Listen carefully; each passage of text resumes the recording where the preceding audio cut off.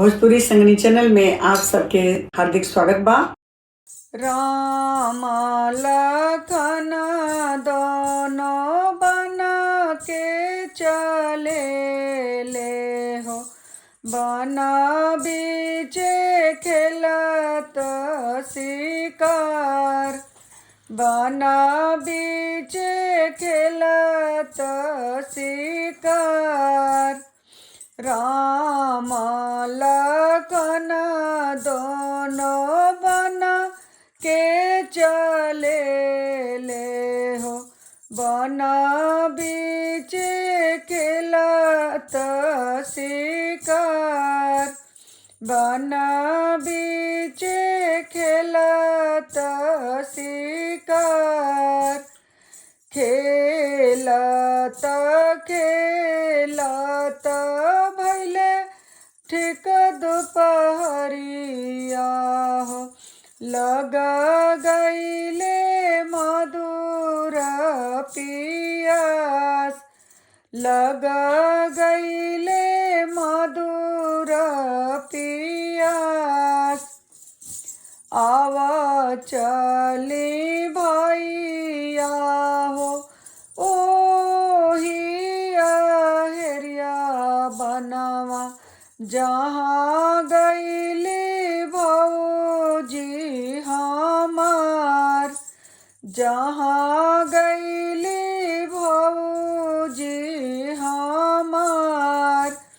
आवा चली भैया हो, ओही हेरिया बनवा जहाँ गईली भौजी हमार, जहाँ गईली भौजी हमार।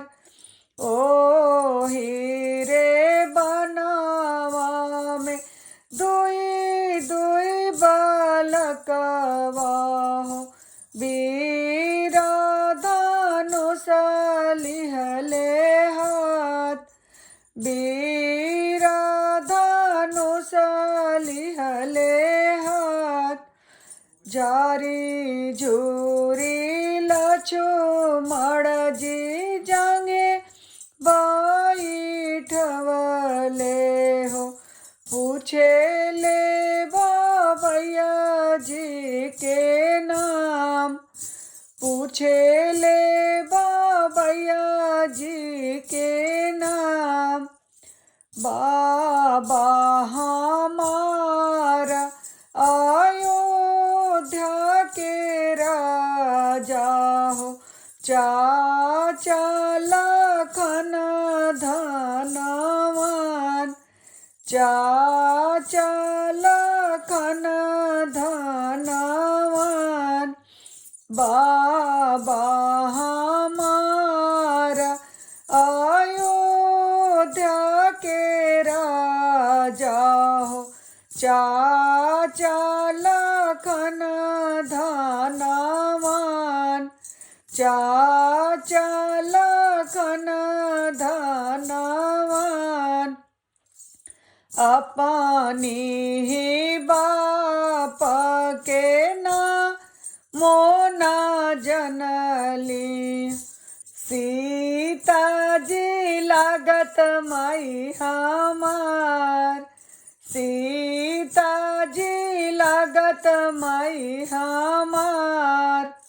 राम लखन दोनों बन के चले ले हो, बन बीचे खेलत शिकार, बन बीचे खेलत शिकार, बन बीचे खेलत शिकार।